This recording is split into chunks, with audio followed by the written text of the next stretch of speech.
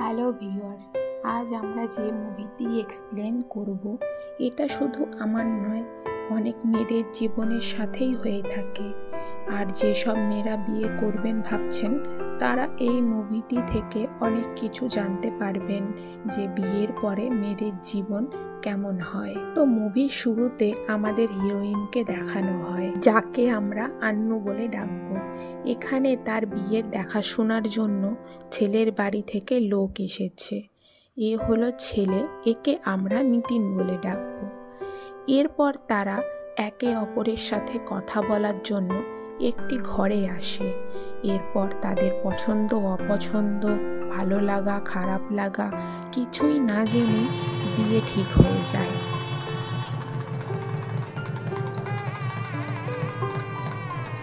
বিয়ের পর আন্নু শ্বশুর বাড়ি আসলে গৃহপ্রবেশের নিয়ম শেষ করে তাদের ঘরে ঢোকানো হয়। এরপর অতিথি আপ্যায়নে আমরা দেখি চায়ের বিনিময়ে জুস দেওয়া হচ্ছে। এটা নিয়ে এরা আলোচনা করছে। আত্মীয় স্বজন চলে গেলে নিতিন আন্নুর কাছে এসে বলে, আমাদের বাড়ি তোমার কেমন লেগেছে? আন্নু বলে, ভালো। আর আমাকে?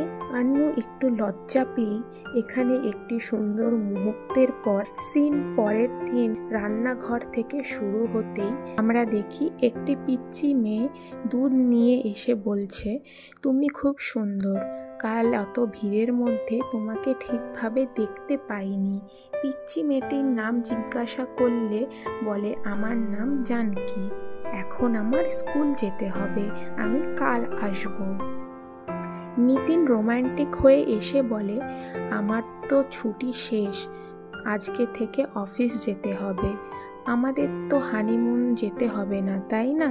কারণ আমাদের প্রত্যেকটা দিনই হানিমুন। আন্নু সুন্দর একটা হাসি দিয়ে বলে। মেয়েরা কত বোকা, তাই না? পুরুষ মানুষ একটু ভালোবাসা দেখালেই আমরা ভাবি যে আমাদের কতই না ভালোবাসে, আর সেটা ভেবেই আমরা আমাদের শখ আহ্লাদ বিসর্জন দিয়ে দিই। একটা মেয়ের জীবনে বিয়ের পরে সবচেয়ে প্রথম স্বপ্ন থাকে হানিমুন নিয়ে, আর সেটাই যদি এরকম শুনতে হয় তাহলে কেমন লাগে বলুন? মুভিটির মধ্যে বেশিরভাগই রান্নাঘরের কাজকর্ম দেখানো হয়, কারণ বিয়ের পরে তো মেয়েদের জীবন এই রান্নাঘর। সিন শিফট হতে আমরা দেখি সকালের ব্রাশটাও নিতিনের মা নিতিনের বাবাকে এগিয়ে দেয়। তারপর সে উঠে ব্রাশ করে। মা, ভেন্ডি কিভাবে কাটবো? তোমার যেমন ভালো লাগে। এভাবে কাটবো? হ্যাঁ, ঠিক আছে। এদের খাওয়া দাওয়া শেষ হলে আন্নু এসে দেখে যে টেবিলের কিছু এই অবস্থা। আন্নুর পরিবেশটা খারাপ লাগলেও কিছুই করার নেই। সে একটু জায়গা করে সেখানে খেতে বসে। সিন শিফট হলে দেখি নিতিনের বাবা কোথাও গেলেও তার জুতো এগিয়ে দিতে হয়। আসলে পুরুষ মানুষ ভাবে সংসারের কী বা কাজ করে মেয়েরা, তাই পুরুষ মানুষ বাইরে গেলে বা বাড়ির বাইরে থেকে ঘরে আসলে তাদের অতিথির মতো আপ্যায়ন করতে হয়। যেমন ধরুন, জল গরম করা, তেল গরম করা, এমনকি স্নান করিয়ে দিলেও ভালো হয়। এদিকে দেখি নিতিনের বোন প্রেগনেন্ট, তাই তার মাকে ফোন করে বলছে তার দেখাশোনা করার জন্য আসতে। দিদি বাড়ি যাওয়ার জন্য সব রেডি করে নিতিনের মা চলে গেলে এবার সংসারের পুরো দায়িত্ব এসে পড়ে আন্নুর ওপর। আন্নু সকালে চা নিয়ে এলে নিতিনের বাবা বলে, আমি তো ব্রাশ করিনি, আপনি ব্রাশ করে নিন। আমি তো জানি না আমার ব্রাশ কোথায়। বিষয়টা নিতিনকে গিয়ে বললে নিতিন বলে, হ্যাঁ তো উনি তো তোমার বাবার মতোই, তুমি গিয়ে ব্রাশটা দিয়ে আসো। তুমি যদি না পারো তাহলে আমি গিয়ে দিচ্ছি। আন্নু বলে, না না, আমি দিয়ে দিচ্ছি, তোমার দিতে হবে না। একা হাতে সব রান্না জোগাড় করে খাবার টেবিলে খাবার নিয়ে এলে নিতিনের বাবা বলে, তুমি কি চাটনি হাতে বেটে করনি? না বাবা, মিক্সিতে করেছি। ঠিক আছে মা, হাতে করে বেটে নিজেকে কষ্ট দেওয়ার দরকার নেই। পরের দিন আন্নু খাবার বানাতে ব্যস্ত থাকলে নিতিনের বাবাকে চটি দেওয়ার মতো কেউ থাকে না, তাই সে নিজেই নিয়ে আসে। নিতিন স্কুলে আসলে দেখি সবাই বলে বাড়ি থেকে টিফিন আনেননি, না আনা হয়নি।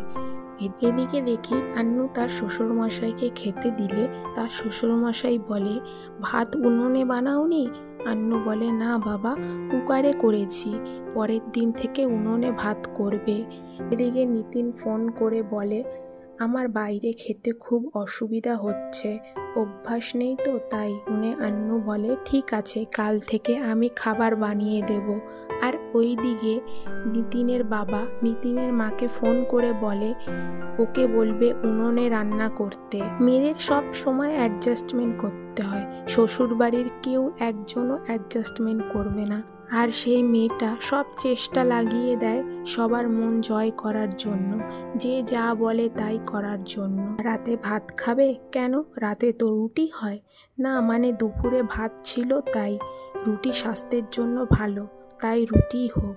আন্নু তার মাকে ফোন করে বলতে গেলে তার মা বলে হ্যাঁ আমরা তো বাড়িতে খেয়ে নিই দুপুরের ভাত বেঁচে গেলে, কিন্তু ও বাড়িতে যখন রাতের ভাত খাওয়া হয় না তাহলে তুই তাদের মতোই করবি। শুনে আন্নু একটু রেগে গিয়েই রুটি করতে থাকে। তারপর দেখা যায় রান্নাঘরের বেসিন খারাপ হয়ে যায়, কিন্তু দিনের পর দিন প্লাম্বার না ডাকলে কি অবস্থা হয় দেখুন। সিন আন্নুর কাছে আসলে দেখি আন্নু জামা কাপড় ধোয়ার জন্য ওয়াশিং মেশিনে দিতে গেলে তার শ্বশুর মশাই বলে ওঠে তুমি কি ওয়াশিং মেশিনে জামা কাপড় ধোবে? হ্যাঁ বাবা, আমার জামা কাপড় ওয়াশিং মেশিনে ধোবে না, ওয়াশিং মেশিনে জামা কাপড় কাচলে জামা কাপড় তাড়াতাড়ি ছিঁড়ে যাবে। যেমন কথা তেমনি কাজ, শ্বশুরের মন রক্ষা করার জন্য সে তাই করে। পরদিন সকালে আন্নু বলে আমার পিরিয়ড হয়েছে, চা বানাওনি তো? না। উষাকে বলে দাও রান্না করার জন্য, সে এসে রান্না করবে, তোমার কিছু করার দরকার নেই।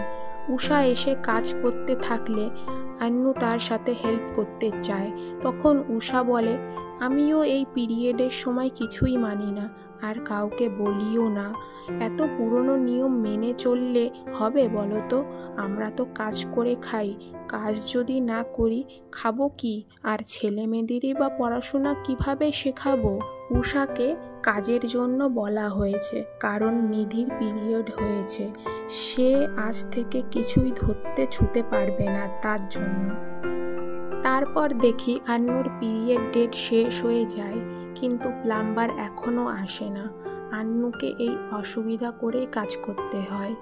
টেবিলে খেতে বসে আন্নু বলে যে আমি কি জবের জন্য অ্যাপ্লাই করতে পারি?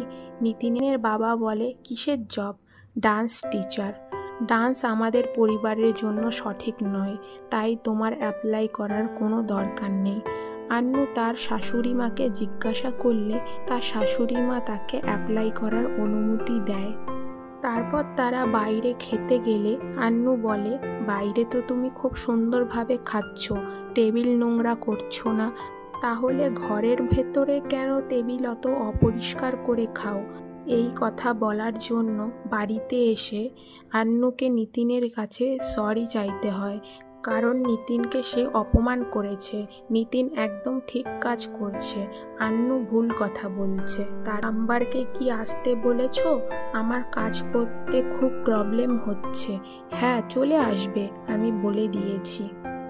বাড়িতে আত্মীয় আসলে তাদের চা দিলে এই টাকলাটা বলে চায়ে একটু আদা দেবে, একটু গোলমরিচ দেবে, একটু লবঙ্গ দেবে, তবেই না চা স্বাদ হবে। নিতিন বলে রাতে কি খাবেন? চিকেন? হ্যাঁ চিকেন আমরা রান্না করব, আজকে লেডিসদের ছুটি। তারা রান্না করার পর আন্নু রান্নাঘরে এসে দেখে রান্নাঘরের এই অবস্থা। তারপর যদি কেউ বলে ওঠে 2 কাপ ব্ল্যাক চা এনে দাও, তখন কেমনটা লাগে? সকাল হতেই একটা চিঠি আসে। আন্নু খুলে দেখে এটা তার ইন্টারভিউর জন্য কল লেটার। নিতিনের বাবা শুনে বলে তোমাকে তো অ্যাপ্লাই করতে বারণ করে দিয়েছিলাম, তাহলে কেন অ্যাপ্লাই করেছো? তোমার শাশুড়ি মা পোস্ট গ্র্যাজুয়েট, তাও আমি তাকে বাইরের কাজ করতে দিইনি। আমাদের বাড়ির মেয়েদের শোভা পায় না, মেয়েরা বাড়িতে থাকবে, বাড়ির কাজকর্ম করবে, সবাইকে সেবা যত্ন করবে। নিতিনও আন্নুকে খুব বকাবকি করছে, কেন তুমি জবের জন্য অ্যাপ্লাই করেছো? আমি তো বিয়ের আগেই বলে দিয়েছিলাম তোমার পরিবারকে যে আমি জব করতে দেব না। আন্নু বলে, আমার পরিবার থেকে আমাকে এইসব কথা জানানো হয়নি। নিতিন বলে, তুমি তোমার পরিবারকে জিজ্ঞাসা করে নাও, আমি বলে দিয়েছিলাম। আন্নু একটু রাগ হলেও কি করার, পরের দিন সকাল থেকে আবার সেই কাজ। বেসিন থেকে পড়া জলে বস্তা, শ্বশুরকে ব্রাশ দেওয়া, উনুনে রান্না করা, বেসিনের নোংরা জল। নিতিন আর তার বাবা তীর্থ করতে যায়। তারা তীর্থ থেকে এসে খেতে বসলে আন্নু আগের দিনের ফ্রিজে রাখা খাবার দিলে নিতিন বলে, আজ রান্না করনি? না, কালকের ফ্রিজে তরকারি ছিল। নিতিনের বাবা তো না খেয়ে উঠে চলে যায়, আর নিতিন বলতে থাকে, তীর্থ থেকে আসলে যে তাকে আগের দিনের খাবার দিতে নেই, তুমি কি সেটা জানো না? তোমার বাড়ি থেকে কি কিছুই শেখায়নি? এই বিষয়ে তোমার ম্যানার্স কোথায়? আন্নুর পিরিয়ড আসলে এবার দেখি নিতিনের পিসিকে ডাকা হয়েছে। সে এসে বলে, কি দাদা, ওর বাড়ি থেকে কি কিছুই শেখায়নি? আমার বাড়িতে কত কাজ, সেইগুলো ছেড়ে আমাকে এখানে আসতে হয়েছে। কোথায় সেই মহারানী? এ কি, তুমি বিছানায় কেন বসে আছো? বিছানা থেকে নামো। বিছানায় কখনো বসবে না। বিছানাটা কি ধোয়া সম্ভব? তুমি এই মাদুরে সবসময় বসে থাকবে, আর এই ঘর থেকে কখনোই বেরোবে না। আন্নু এই সবে কোনো অভ্যাস ছিল না, তাই আন্নুর একটু প্রবলেম হয়। তাই আন্নু তার মাকে ফোন করে বললে তার মা বলে, তুমি একটি ভালো পরিবারে গিয়েছো, ওখানে অনেক ভালো ভালো জিনিস শিখতে পারছো, ওরা যেমন বলে তেমনই করো। তার সাথে এইসব হয় সেই বোঝে। নিতিনের পিসি আন্নুকে বোঝাতে থাকে কি কি করবে আর কি কি করবে না এই 7 দিনে। তুমি তোমার ছোট জামা কাপড় কেন ওখানে মেলেছো যেখানে সবাই দেখতে পাচ্ছে? ওখানে না দিলে শোকাতো না, তাই? কেন পেছনের দিকে দিতে পারছো না? তোমার কি কোনো জ্ঞান বুদ্ধি নেই? ভাবুন, একটা মেয়ে শিক্ষিত হয়েও কি লাভ যখন শ্বশুরবাড়ি থেকে সব সময় কথা শুনতে হয় যে তোমার কোনো শিক্ষা দীক্ষা নেই। নিতিন অফিস যেতে ধরলে সে গাড়ি থেকে পড়ে যায়। আন্নু ধরতে গেলে নিতিন বলে ওঠে, তোমাকে কে ছুতে বলেছে? তোমার কি কোনো আক্কেল জ্ঞান নেই? তুমি জানো না এই সময় কাউকে ছুতে নেই? এদিকে দেখা যায় আন্নু তাকে ছুঁয়েছে বলে নিতিন একটি পুরোহিতের কাছে ফোন করে। পুরোহিত তাকে বলে, তোমাকে শুদ্ধি হতে হবে, তুমি অশুদ্ধ হয়ে গেছো। আমরা দেখি আন্নু একটি ভিডিও পোস্ট করে, যেটা ছিল পিরিয়ড হলে মেয়েদের ওপরে যেই নিয়মগুলো করা হয় সেগুলো এক ধরনের অত্যাচার, এই বিষয় নিয়ে। নিতিনের পিসি এসে বলে, কাল তোমার 7 দিন, কাল স্নান করে নিজেকে পরিষ্কার করে রান্নাঘরে যাবে, আমি বাড়ি চলে যাচ্ছি।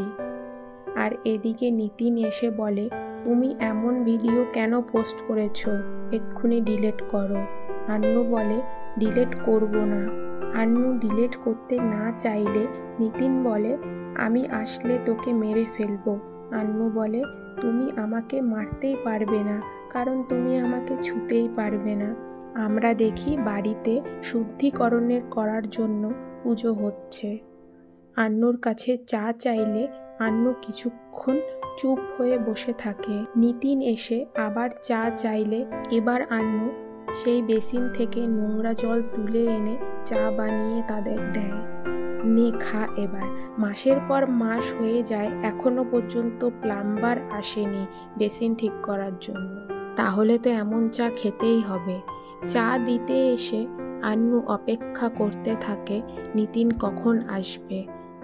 আর তারপরেই নিতিন তাকে মারতে আসলে এবার আন্নু দৌড়ে গিয়ে রান্নাঘরের দরজা বন্ধ করে তাদের ঘরের ভেতরেই আটকে রেখে দেয়, আর সে বাড়ি থেকে চলে যায়। আন্নু তার মায়ের বাড়িতে আসলে আন্নুর মা বলে ওঠে, তোমার ও বাড়ি থেকে আসা উচিত হয়নি, তুমি ওখানে আবার ফিরে যাও, আর সরি বলে ওখানেই থেকে যাও। এরপর দেখি আন্নুর ভাই এসে জল চাইলে আন্নু বলে ওঠে, তুমি নিজে কেন জল নিয়ে খেতে পারছো না, অন্যকে কেন বলছো? তারপর আন্নু ডান্স ক্লাসে আসে আর সে চাকরিতে জয়েন করে। আমরা এদিকে দেখি নিতিন আবার বিয়ে করেছে আর তার বউকে বলছে, তুমি আমার জন্য একদম পারফেক্ট, ওই মেয়েটা ভালো ছিল না। আর এইদিকে দেখি আন্নু ডান্স ক্লাসে একটি পারফরমেন্স।